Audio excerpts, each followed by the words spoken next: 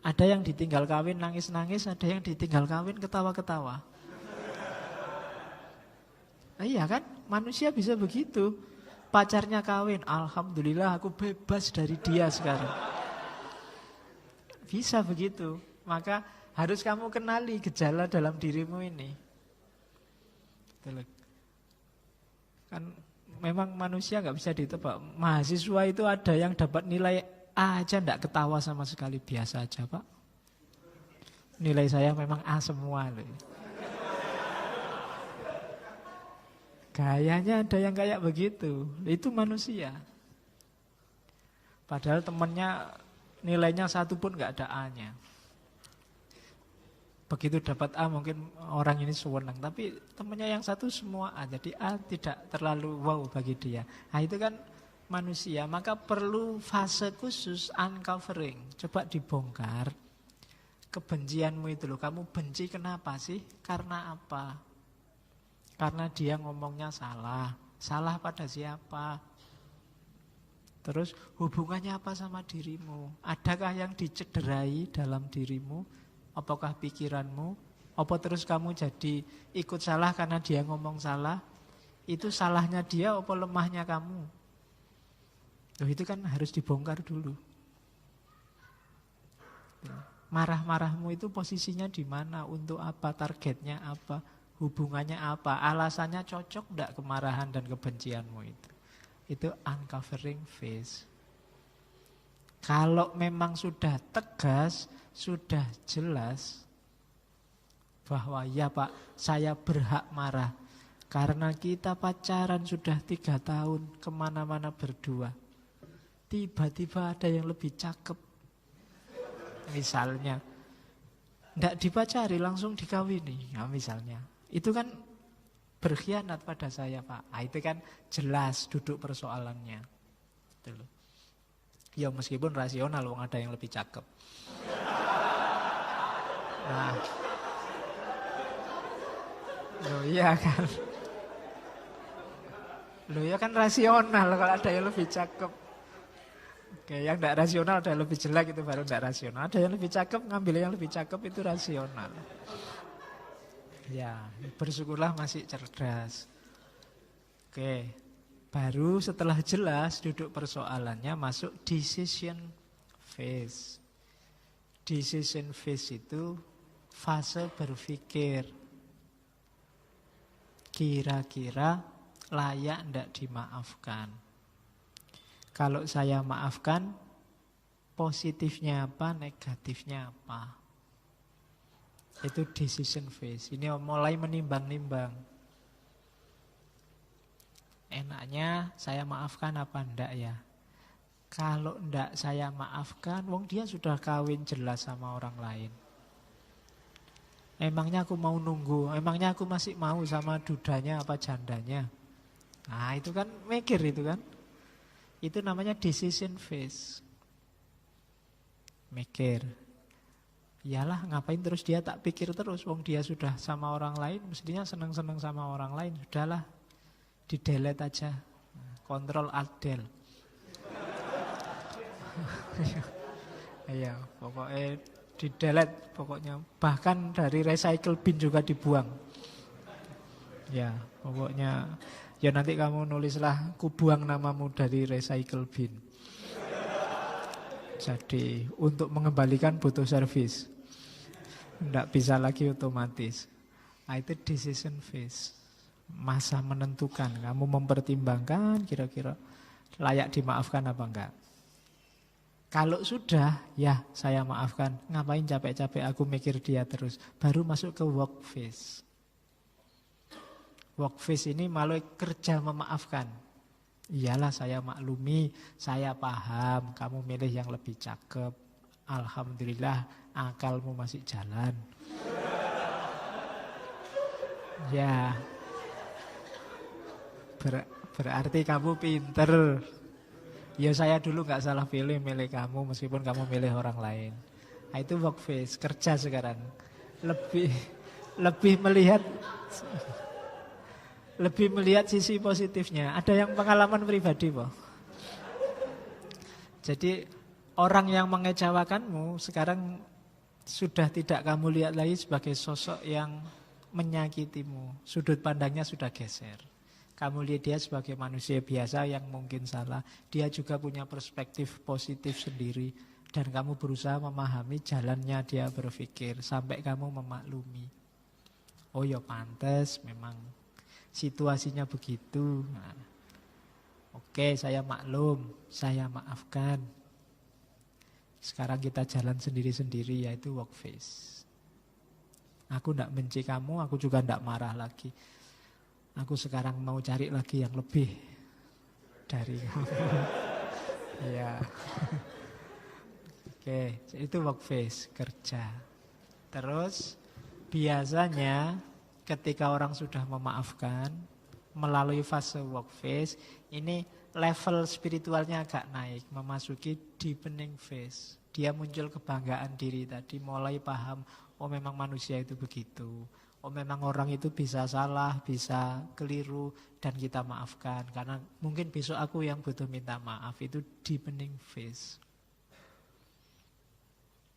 Jadi uncovering phase, decision phase, work phase, deepening phase.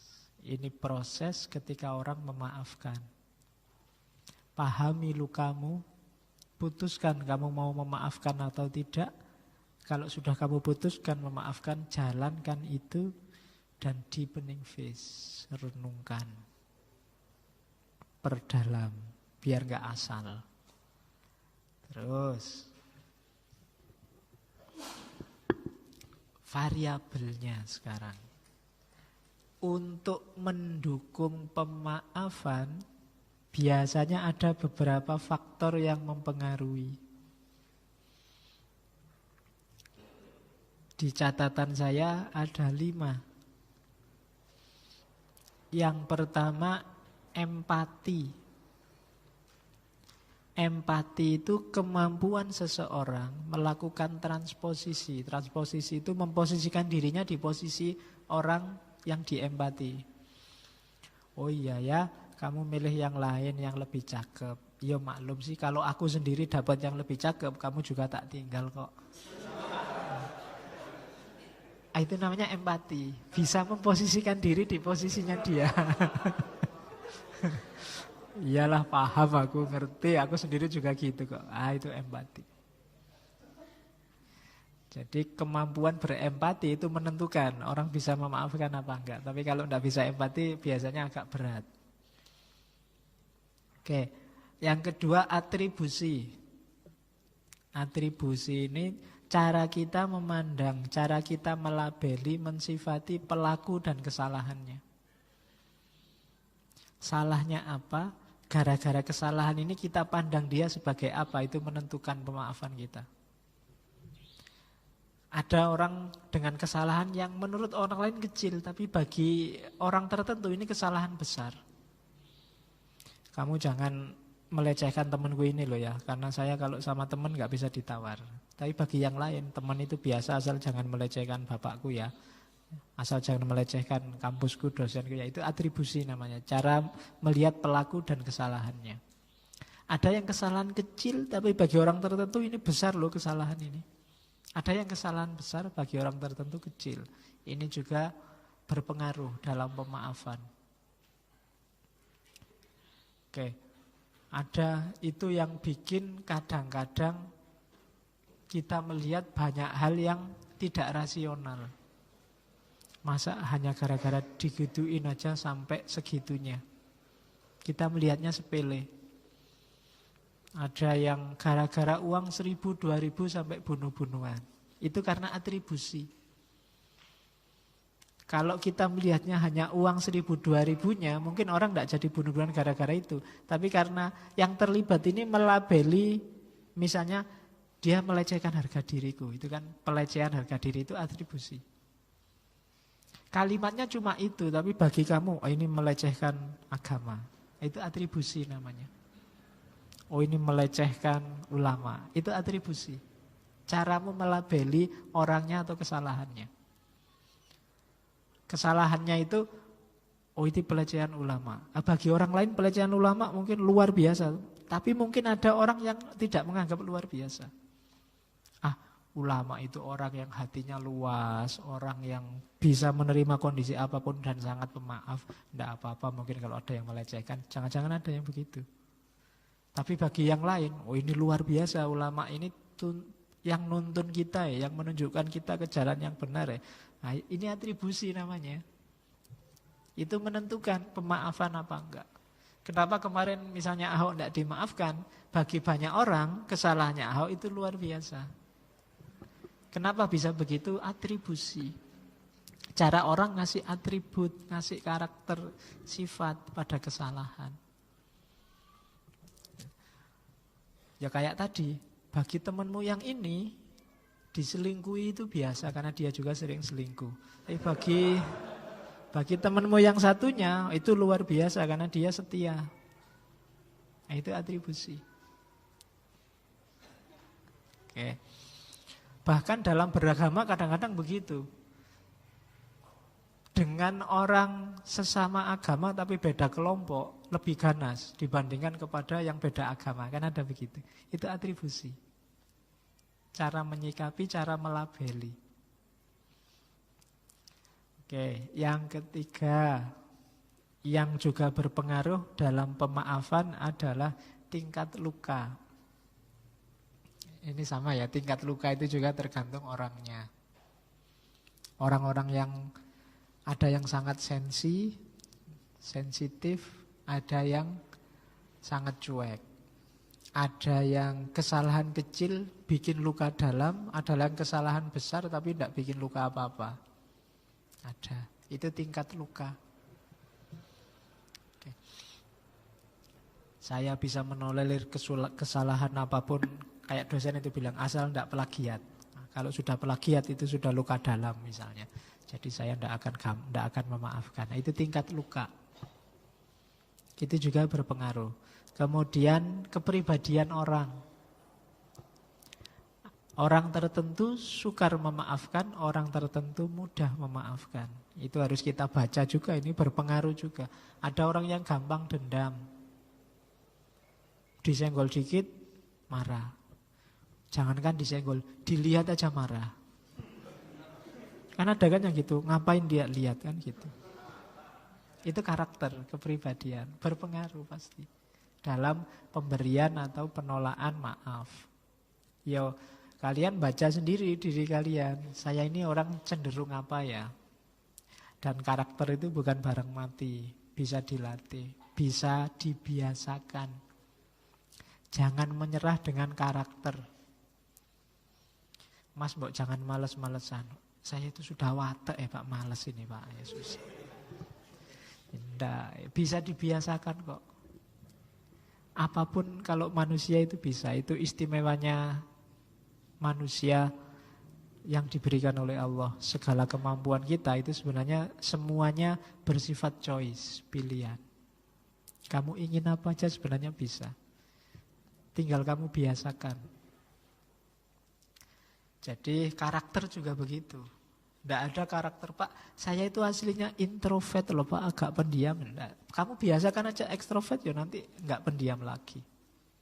Gampang. Pak, saya itu kok cerewet. Ya gampang, tidak usah ngomong sudah jadi pendiam. Oh ya kan? Tinggal diam kan sudah jadi pendiam. Dan biasakanlah dipendiam. Kayak katanya Burjo itu kan. Habitnya diganti. Sudah selesai. Dibiasakan. Nanti kepribadianmu akan berubah. Itu ketemunya di para filosof eksistensialis nanti kan. Bahwa eksistensi kita yang bentuk. Yang kelima, kualitas hubungan. Ya kalau kualitas hubungan ya pastilah. Yang akrab sama kita, saudara, teman, mesti lebih mudah dimaafkan daripada orang lain sama sekali. Kan? Kamu jalan tiba-tiba ada yang mukul punggungmu, diuk gitu kan. Kalau orang lain langsung kamu tantang, kurang ajar menurut tapi teman sendiri malah senyum-senyum salaman. Dimaafkan. Ketemu teman kan, saya ada teman kalau ketemu mesti jewet kuras kali, lama ndak ketemu gitu. Padahal ya sakit beneran. Cuma karena teman ya sudah dimaafkan. Coba orang lain berani jewet gitu, wah, bisa tawuran. Jadi kualitas hubungan menentukan. Ya kayak kalian kalau pacaran kan sama pacarmu jiwit-jiwitan. Itu kan langsung dimaafkan, toh enggak? Kamu bersalah padaku ini. Kamu kan enggak. Kamu kan minta maaf enggak? Kan enggak begitu. Langsung dimaafkan. Hubungan menentukan. Yang dekat lebih mudah dimaafkan. Semakin jauh, semakin susah untuk dimaafkan. Sekarang kita ngomong level. Jadi maaf itu levelnya ada 6. Ini saya bilang tadi, saya sandingkan dengan keadilan biar jelas hubungannya keadilan dan pemaafan. Ini level paling rendah dari pemaafan, level 1. Keadilannya jenisnya adalah punishment morality. Pemaafannya jenisnya revengeful forgiveness. Jadi di level pertama salah ya harus dihukum. Memaafkannya, kalau orang yang salah sudah dihukum baru saya maafkan. Biar dia merasakan apa yang saya rasakan, baru saya terima. Itu jadi pokoknya harus dibalas dulu. Baru saya maafkan. Ini level maaf paling rendah. Kalau kamu mengkhianatiku, aku juga akan berkhianat juga. Biar kita impas terus saya maafkan kamu. Nah, itu level paling rendah. Kamu mencurangiku, ya dihukum dulu. Atau rasakan sakit dicurangi, baru aku mau memaafkan. Nah, ini level paling rendah. Jadi memaafkannya bersyarat. Jadi level 1. Kita sering kayak gini. Jadi ya memang karakter kita seperti dibilang di awal itu kan, manusia sering ingin membalas orang yang menyakitinya. Biasanya, mbok sudah dimaafkan, ya saya maafkan, tapi dia harus merasakan sakit dulu seperti sakit yang aku rasakan. Nah, itu level paling rendah dari pemaafan. Lah kok enak, dia salah kok mau melenggang, saya yang korban ini loh. Nah, itu sebelum dia merasakan sakit seperti sakitku, aku tidak akan memaafkan. Level 1. Kalau mau naik kelas dikit ada lebih kuat. Level 2. Oke.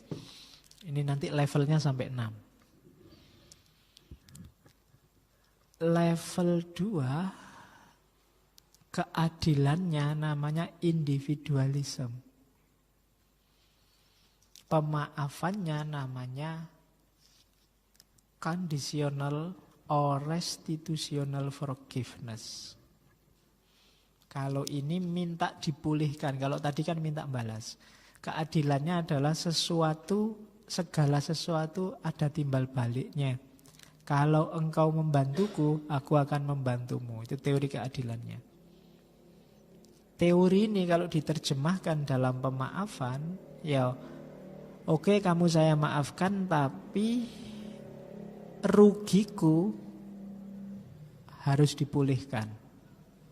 Kalau ada barang yang diambil, ya harus dikembalikan. Nah, itu level kedua. Jadi kondisional. Kalau tadi kan ingin balas, kalau ini tidak ingin balas, ingin situasinya dikembalikan seperti sebelum terjadinya peristiwa. Oke, kok kamu selingkuh? Ya sudah, kita putus tidak apa-apa, tapi kembalikan kemarin aku neraktir habis 3 bulan. Ya, jangan salah kok. Antar jemput 1 bulan itu ya kira-kira habisnya. Nah, itu pemaafan level 2. Jadi Nggak pengen balas selingkuh. Menurut saya selingkuh itu jelek, nggak ada balas-balasan. Ya cuma kembalikan segala kerugian. Kemarin hadiah ulang tahun itu tak belikan apa, ya harganya sekian. Kemudian, ya kan sudah terlanjur rugi aku kan gitu. Nah, itu pemaafan level 2. Ingin dipulihkan situasinya, dikembalikan kalau ada yang berkurang. Nah, ini memaafkan level 2. Ini kayak beli rujak ya. Saya kemarin di Jawa Timur itu ada warung rujak pedesnya sampai level 10. Dari pedas level 1, level 2, level 3 sampai level 10. Kapan-kapan kalian ke sana yang suka pedas. Cuma ini bukan pedas tapi maaf, hanya sampai level 6. Level ketiga, level keadilannya namanya mutual interpersonal expectation. Pemaafannya namanya expectational forgiveness. Kalau ini tidak diputuskan sendiri, terserah masyarakat. Kalau menurut orang lain dia harus dimaafkan, ya saya maafkan. Kalau menurut banyak orang pantasnya dia saya maafkan, ya saya maafkan. Ini melihat lingkungannya. Kalau masyarakatnya bilang lapor aja, ya dilaporkan. Banyak loh yang meminta saya melaporkan. Nah, ini level ketiga. Jadi kalau masyarakat minta dimaafkan, sudahlah maafkan saja. Kita kan sama-sama satu kampung, sama-sama bersaudara. Ya sudah saya maafkan. Kalau ini nunggu keputusan bersama. Kalau ada kesalahan, enaknya gimana? Nah itu nunggu kesepakatan insidental, kesepakatan sosial yang terjadi. Ini level 3.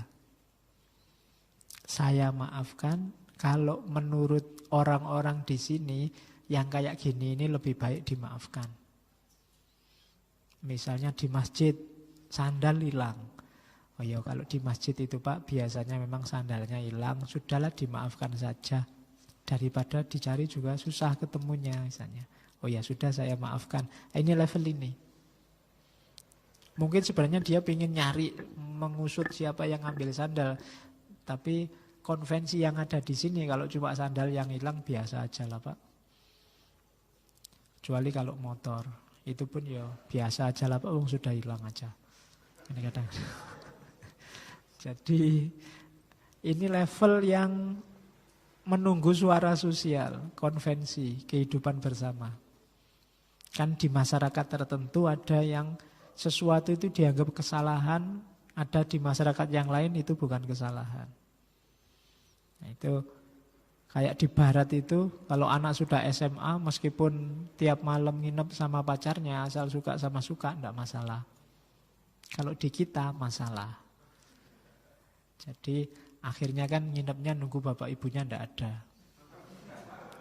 Biar enggak ketahuan karena masalah.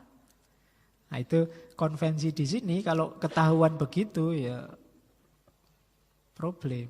Nah, itu sosial. Tapi kalau di barat dimaafkan. Jadi kalau versi orang barat ketemu anaknya tidur sama temennya padahal belum kawin. Ini tadi dipaksa enggak? Enggak kok. Oh ya sudah dimaafkan. Kalau di barat kan yang enggak boleh yang pemaksaan itu. Meskipun sama istrinya kalau pemaksaan bisa urusan polisi. Tapi kalau di sini kan agak jarang yang urusan polisi kalau suami istri. Tapi kalau di barat beda kulturnya. Itu kesepakatan sosial, konvensi di sana. Makanya kamu rugi jadi orang Indonesia. Oke. Coba kemarin kamu lahir di barat. Terus level 4. Iya. Kalau kamu di barat situasi semacam ini itu bisa berdua pulang ya ke kos-kosannya, nginep di rumah pacarnya kos-kosan enggak masalah. Asal suka sama suka. Kalau di sini kan enggak boleh, kamu nganter aja paling sampai depan kos-kosan. Itu pun jangan sampai ketahuan sama bapak kos. Karena kalau ketahuan bapak kos kan bapak kosnya, "Loh kemarin yang itu, sekarang kok yang ini?" Oke. Terus iya. Yang benar yang mana sih? Mesti gitu. Yang benar malah enggak pernah nganter. Oke. Level 4 sekarang. Keadilannya namanya social system and conscience. Pemaafannya lawful expectational forgiveness. Kalau level 4 ini urusannya hukum. Adil itu ya pokoknya yang sesuai dengan aturan hukum, adat. Pokoknya yang formal, aturan formal. Kalau memang salah harus dihukum, ya dihukum. Jadi kalau memang harus dimaafkan, aturannya memang begitu, ya saya maafkan. Undang-undangnya tidak ada Pak, dimaafkan saja, ya sudah saya maafkan. Itu level 4. Kalau agama menyuruh memaafkan, ya saya maafkanlah. Jadi pokoknya manut undang-undangnya, manut hukumnya. Apakah hukum positif negara atau hukum-hukum agama.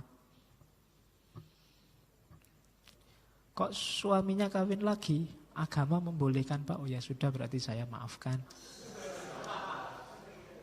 Iya, ini level 4, dasarnya hukum. Argumennya, loh kalau hukumnya dilanggar ya padahal hukum itu biar masyarakat teratur. Kalau hukum dilanggar ya alamat kacau. Maka pedomannya hukum. Kalau apa-apa dimaafkan nanti masyarakat bisa rusak. Nah, itu level 4. Nanti orang sembrono melakukan kesalahan sakkarepe dhewe. Itu level 4. Jadi social system and consciousness, lawful expectational forgiveness. Itu keadilan level 4.